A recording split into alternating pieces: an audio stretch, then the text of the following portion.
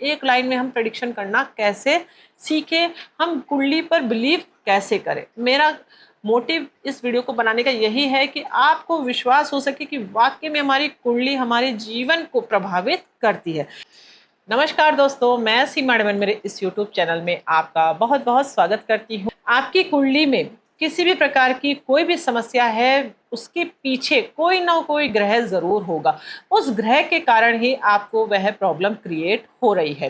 Recently मेरे पास एक client आए थे, उनकी बहुत सारी प्रॉब्लम थी। वही कुंडली विश्लेषण मैं आज आपको करके बताऊंगी ताकि आपको विश्वास हो कि वाकई में कुंडली विश्लेषण के माध्यम से हम हमारे पूरे जीवन का सार जान सकते हैं, हमारी प्रॉब्लम को सॉल्व कर सकते हैं और हमारे जीवन को अच्छा कर सकते हैं। दोस्तों तो चलिए शुरू करते हैं वीडियो स्टार्ट करने से पहले एक छोटी सी रिक्वेस्ट, यदि आप पहली बार मेरे इस चैनल पर आए हैं तो इसे आप सब्सक्राइब करके जरूर रखिए, पास में लगे बेल आइकन को भी जरूर प्रेस करिए। आप देख सकते हैं इनके बहुत सारे प्रश्न थे कि हिडन शत्रु है, मुझे हेल्थ इश्यूज है और पत्नी से भी अच्छा नहीं बनता है, पैसे आते हैं रुकते नहीं है, ओवर थिंकिंग ज़्यादा है, नींद नहीं आती है, मन में घबराहट होती है, मान सम्मान नहीं मिलता है और जॉब में प्रमोशन कब मिलेगा, प्रॉपर्टी के योग कब बनेंगे और जीवन में अदर इनकी प्रॉब्लम्स भी थी, वह भी इन्होंने शेयर करी थी। तो चलिए इनका कुंडली हम देख लेते हैं, क्या कहते हैं इनके ग्रह,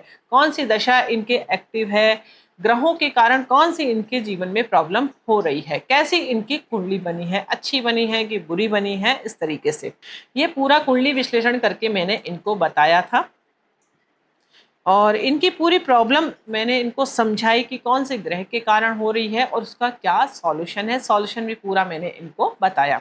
जो भी कुंडली में बनाकर देती हूँ उसमें 2 पार्ट्स में ग्रहों को डिवाइड करती हूँ, पॉजिटिव ग्रह और नेगेटिव ग्रह। यदि कुंडली में नेगेटिव ग्रह ज़्यादा निकल कर आ रहे हैं तो एक लाइन में हमारे जीवन का यही प्रेडिक्शन निकल कर आता है कि आपके जीवन में संघर्ष बहुत अधिक है, परेशानियां बहुत अधिक है, क्योंकि जब भी दशा अंतरदशा हमारे जीवन में एक्टिव होगी तो नेगेटिव ग्रह बार बार हमारी कुंडली में एक्टिव होते हैं। अब नेगेटिव ग्रह हमारी कुंडली में एक्टिव होंगे मतलब हमको अच्छा रिजल्ट हमारे जीवन में नहीं प्राप्त होगा। आप जीवन के किसी भी पड़ाव में हो लेकिन बार बार आपकी नेगेटिव दशाएं एक्टिव हो रही है तो बार बार आपको फेलियर का सामना करना पड़ता है। जितनी भी आप मेहनत कर ले उतना अच्छा रिजल्ट आपको नहीं प्राप्त होता है। क्यों? क्योंकि कुंडली में ग्रहों का सपोर्ट आपको नहीं प्राप्त हो रहा है। तो यहीं पर हमारा विश्लेषण एक लाइन में हो जाता है। आप देख सकते हैं मीन लग्न की कुंडली इनकी बनी है। क्यों? क्योंकि लग्न में 12 नंबर स्थित है। तो अलग अलग लग्न कुंडलियां हमारी बनती है, 12 लग्न हमारे होते हैं। लग्न भाव का स्वामी मतलब आप खुद, आपकी पर्सनैलिटी, आप कैसे होंगे, आप स्वस्थ रहेंगे कि नहीं रहेंगे, आप जीवन में सब कुछ कार्य करने में सक्षम होंगे कि नहीं होंगे, आपके जीवन में आप कितना आगे बढ़ सकते हैं, सब कुछ लग्न भाव का स्वामी डिसाइड करता है। यदि वह पीड़ित हो गया तो मतलब हम खुद कमजोर हो गए, हमारा शरीर कमजोर हो गया। तो हम देख लेते हैं लग्न भाव का स्वामी कौन बनता है, गुरु बनता है। गुरु कहाँ बैठा है? 6th हाउस में। इसको 6th हाउस कहा जाता है।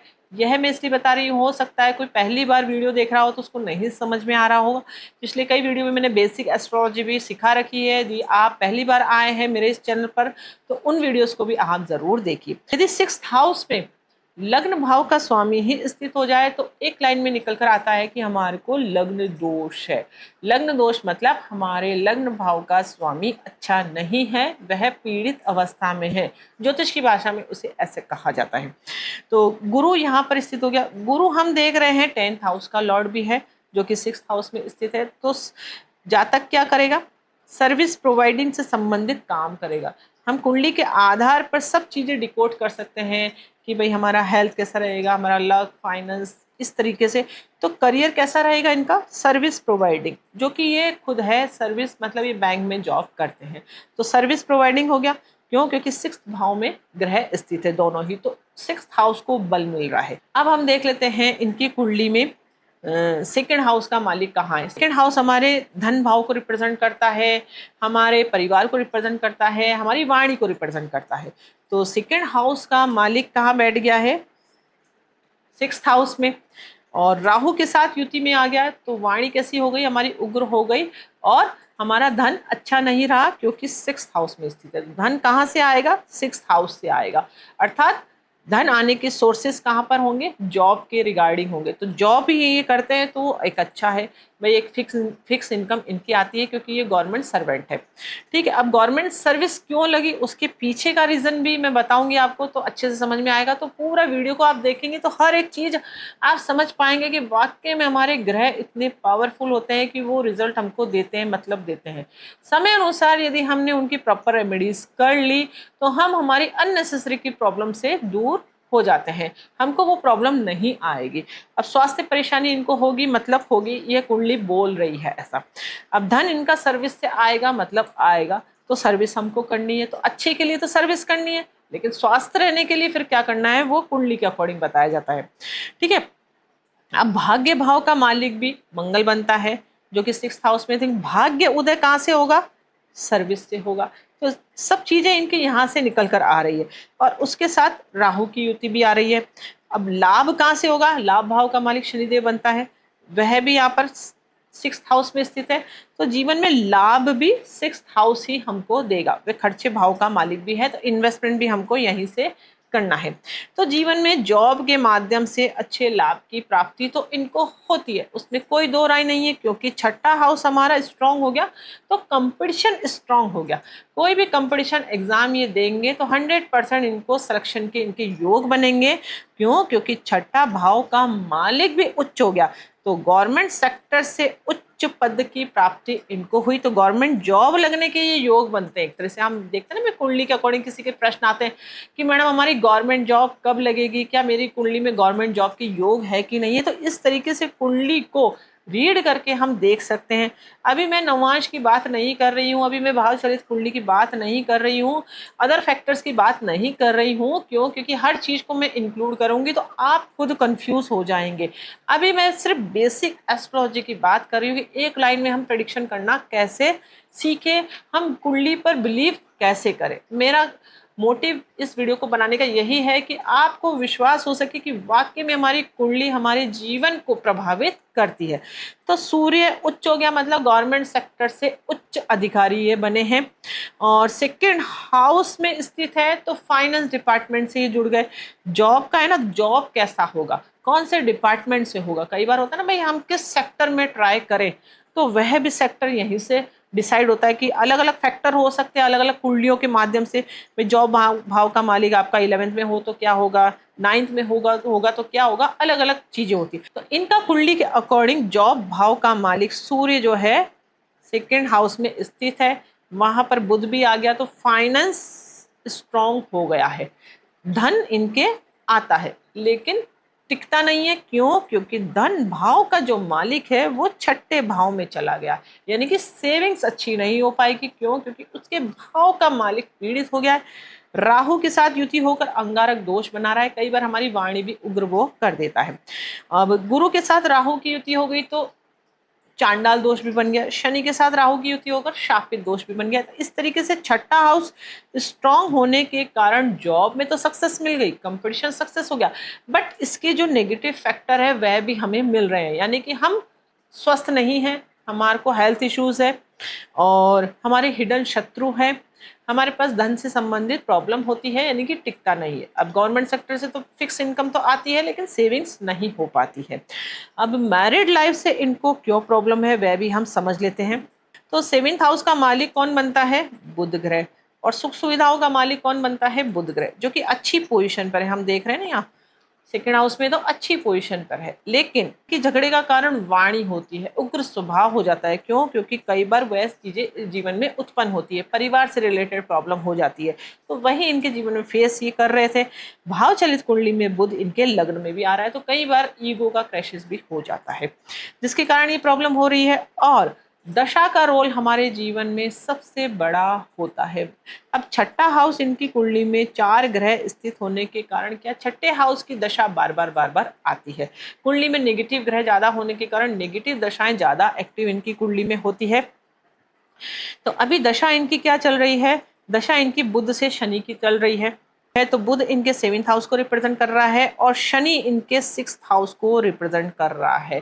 6th हाउस जब भी हमारी कुंडली में एक्टिव होगा तो हमको मैरिड लाइफ से प्रॉब्लम होती है। क्यों? क्योंकि ये सेपरेशन के योग भी बनवाता है। इसके लिए इनको जीवन में सेपरेशन जैसी टेंडेंसी रखनी चाहिए, अर्थात अपनी वाइफ को थोड़ा-सा फ्री स्पेस देना चाहिए, अपनी वाणी पर थोड़ा-सा कंट्रोल रखना चाहिए, ज़्यादा परिवार से रिलेटेड प्रॉब्लम क्रिएट नहीं हो, इस चीज़ का ध्यान रखना चाहिए। तो ये सब चीज़ें कॉल सेशन में बताई जाती है प्रॉपर वे में।